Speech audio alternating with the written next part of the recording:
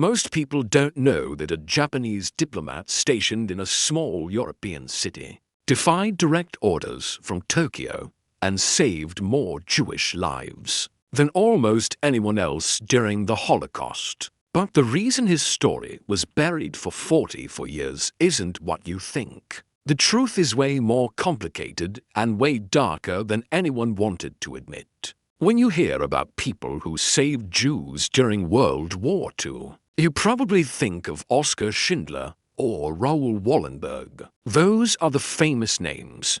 Those are the stories everyone knows. But there's another story that was deliberately hidden.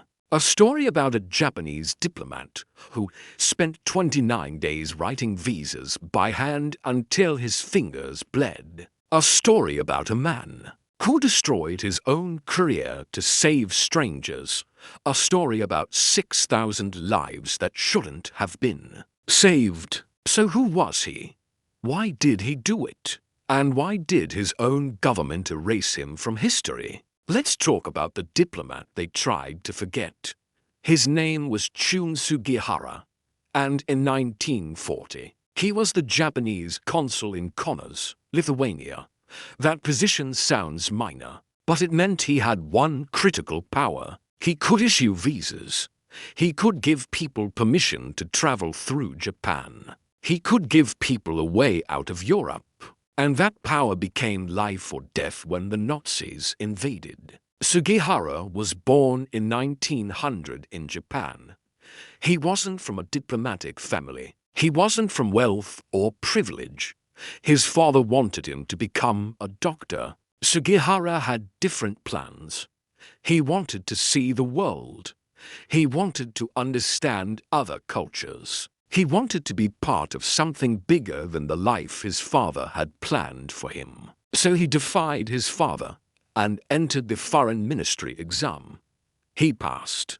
He became a diplomat, and he was assigned to Manchuria, which Japan had occupied in 1931. Sugihara worked there for years. He learned Russian. He learned to navigate complicated political situations. He learned how the diplomatic system worked. But he also learned something else. He learned that his government was capable of terrible things. He saw the occupation. He saw the brutality. He saw what Japan was doing in China. And something inside him started to change. He started to question whether loyalty to his government meant he had to accept everything they did.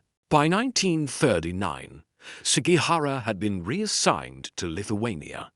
He was the consul in Kaunas. It was supposed to be a quiet posting. Lithuania was small. It wasn't strategically important. Sugihara's job was supposed to be administrative, process paperwork, maintain diplomatic relations. Nothing dramatic, nothing dangerous. Then the war started. In September 1939, Nazi Germany invaded Poland from the west. 2 weeks later, the Soviet Union invaded Poland from the east. Poland was crushed between two totalitarian regimes, and the Polish people, especially Polish Jews, started running for their lives. Thousands of them ran to Lithuania. Lithuania was still independent. It was still neutral. It was still safe for now. By the summer of 1940, everything changed. The Soviet Union occupied Lithuania. Suddenly, the country wasn't safe anymore. Suddenly, people who had fled to Lithuania were trapped again. They needed to get out. They needed visas to leave. And the only way most of them could escape was through the Soviet Union to Japan. And from Japan to somewhere else, anywhere else. To get through the Soviet Union and into Japan, they needed a transit visa from the Japanese government. They needed official permission. They needed a stamp in their passport. They needed Sugihara. And Sugihara needed permission from Tokyo. In July 1940, hundreds of Jewish refugees started gathering outside the Japanese consulate in Kaunas. They were desperate. They were terrified. They knew what was happening to Jews in Nazi-occupied territory. They knew what was coming.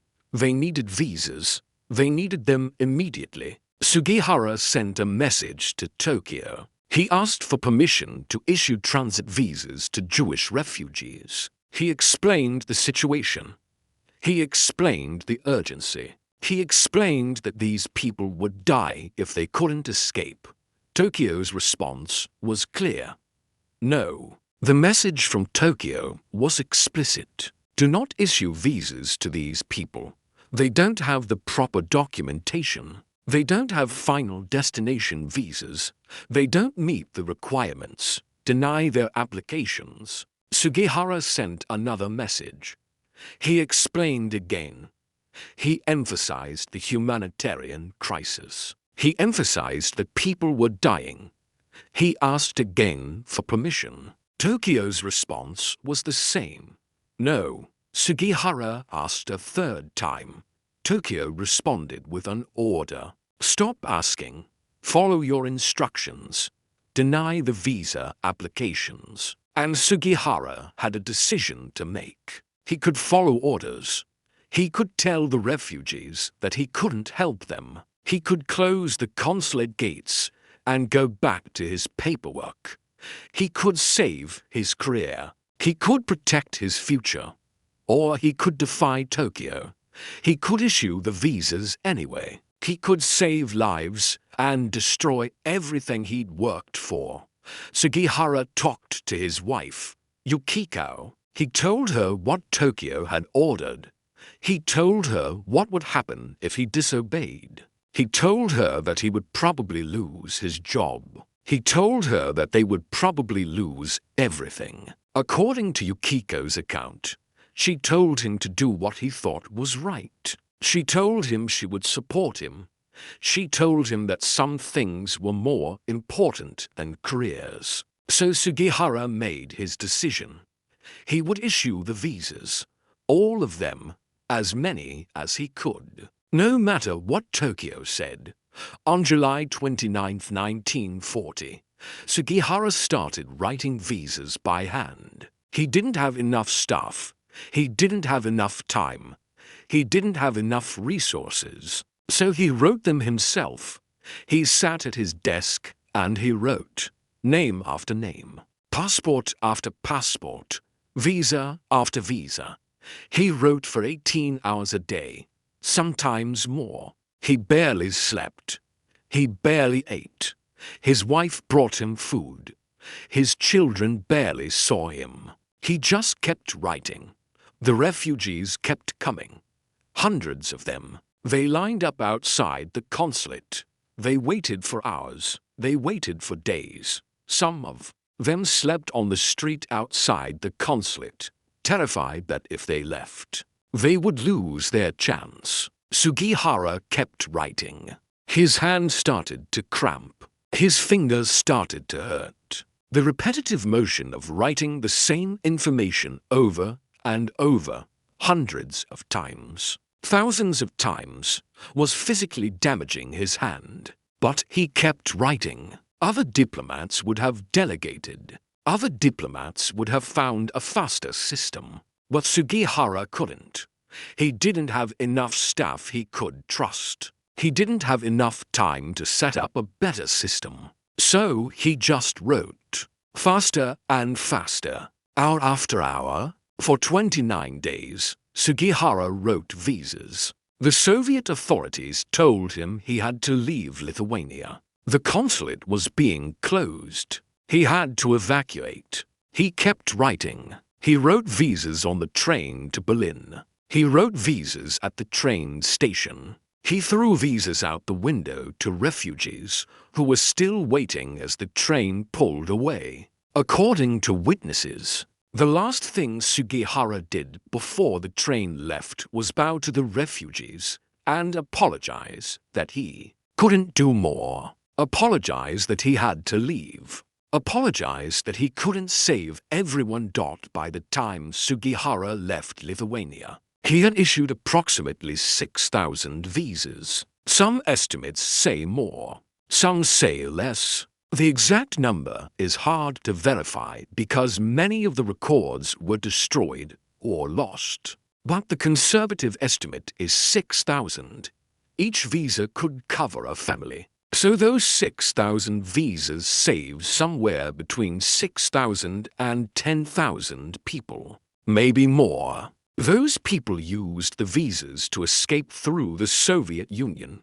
They traveled across Siberia. They traveled to Vladivostok. They traveled to Japan. And from Japan, they scattered to the rest of the world. Some went to Shanghai. Some went to Australia. Some went to the United States. Some went to South America. They survived. They lived. They had children. They had grandchildren. Today, there are an estimated 40,000 to 100,000 descendants of the people Sugihara saved. Entire family trees that exist because one man spent 29 days writing visas. But Sugihara paid a price when he returned to Tokyo after the war. The foreign ministry didn't welcome him back. They didn't congratulate him. They didn't acknowledge what he'd done. Instead, they asked him to resign. The official reason given was that the ministry was downsizing. They were cutting positions. They didn't need as many diplomats anymore. But everyone knew the real reason. Sugihara had disobeyed orders. He had defied Tokyo.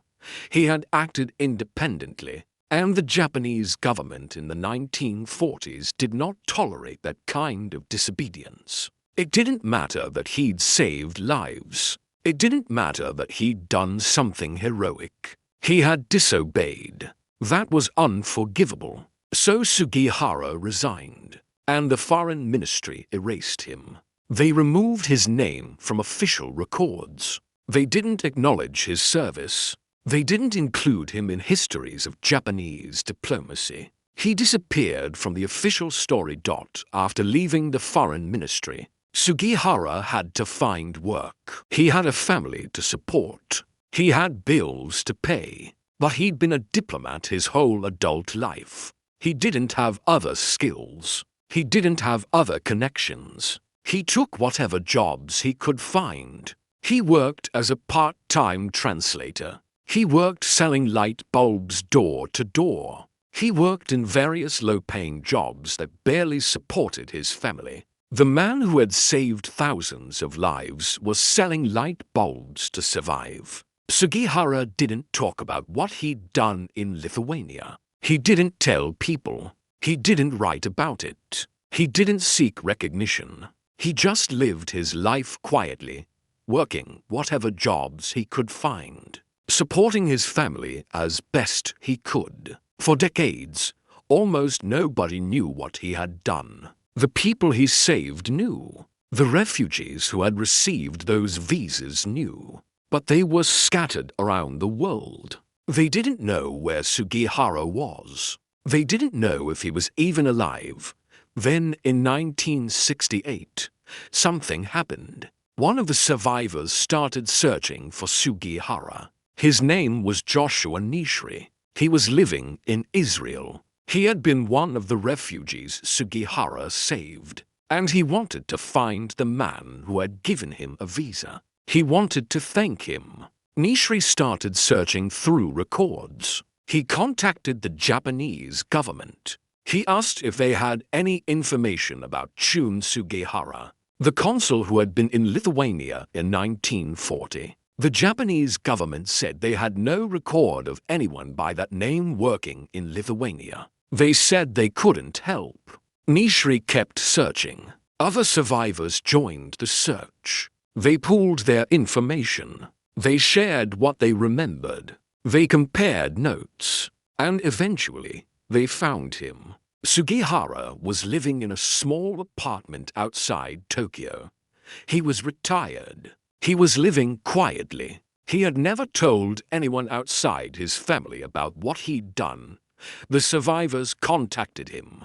They told him they wanted to honor him. They told him they wanted the world to know what he'd done. Sugihara was reportedly reluctant. He didn't think he deserved special recognition. He said he'd just done what anyone would have done. He said he'd just done what was right. But the survivors persisted. And in 1984, the State of Israel officially recognized Sugihara as righteous among the nations. This is the highest honor Israel gives to non-Jews who risked their lives to save Jews.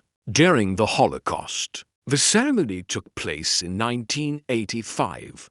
Sugihara traveled to Israel. He was 84 years old. He met some of the people he'd saved. He met their children. He met their grandchildren. According to witnesses, Sugihara was overwhelmed.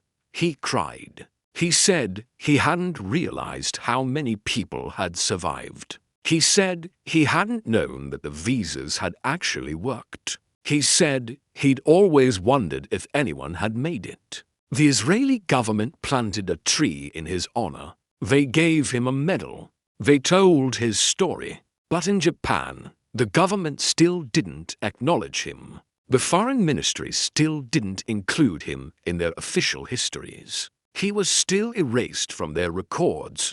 Sugihara died in 1986, just 1 year after the ceremony in Israel. He died in relative obscurity in Japan. His obituary barely mentioned his work in Lithuania. Most Japanese people didn't know who he was. It wasn't until the 1990s that Japan finally started to acknowledge what Sugihara had done. The foreign ministry finally admitted that he had served in Lithuania. They finally acknowledged that he had issued visas. They finally recognized that he had saved lives.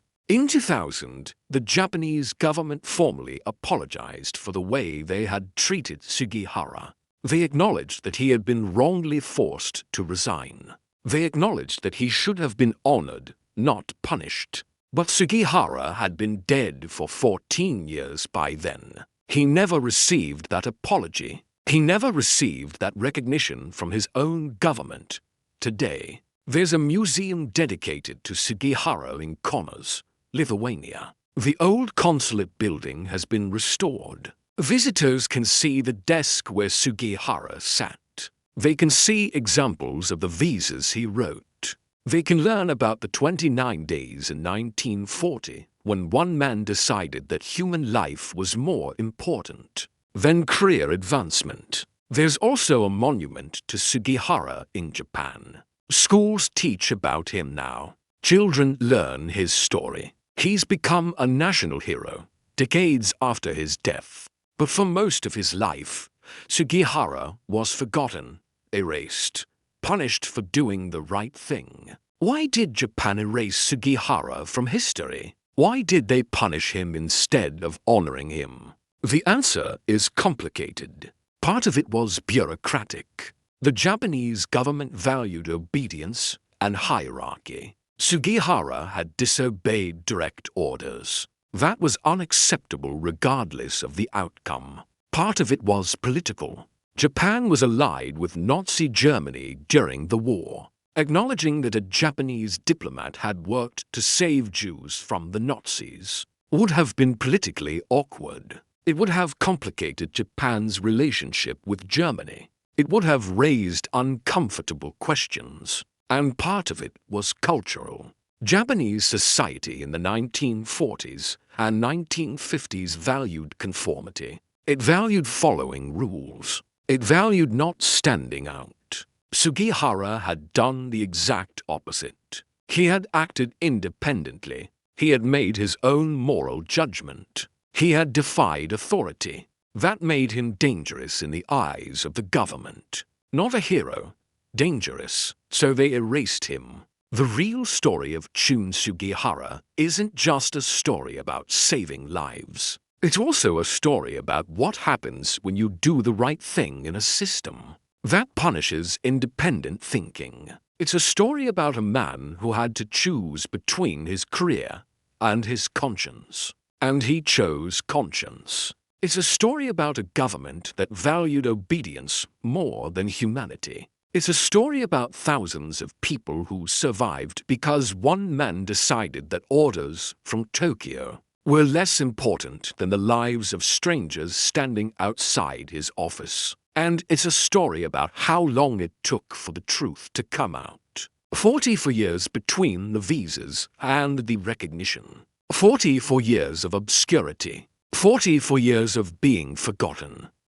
When Sugihara was asked why he did it, why he defied Tokyo, why he risked everything, he gave a simple answer. He said he couldn't just stand by and watch people die. He said that when he saw those refugees outside his consulate, he saw human beings who needed help. He said he couldn't turn them away. It's a simple answer, but it's also a profound answer, because it means that Sugihara understood something that his government didn't. He understood that there are moments when you have to make a choice between following orders and doing what's right. And sometimes those two things are not the same. Sugihara chose to do what was right, and he paid for it. He lost his career. He lost his reputation. He spent decades in poverty. He died without ever receiving recognition from his own government. But he saved 6,000 lives. And those 6,000 people had children. And those children had children. And today there are tens of thousands of people walking around the world who exist. Because Chiune Sugihara spent 29 days writing visas by hand. That's his legacy. Not the career he lost. Not the recognition he never received. Not the years he spent selling light bulbs. His legacy is life. Thousands and thousands of lives that continue because he made the right choice. When it mattered most. If you want to see more videos about the real stories from World War II that go beyond the propaganda, hit subscribe.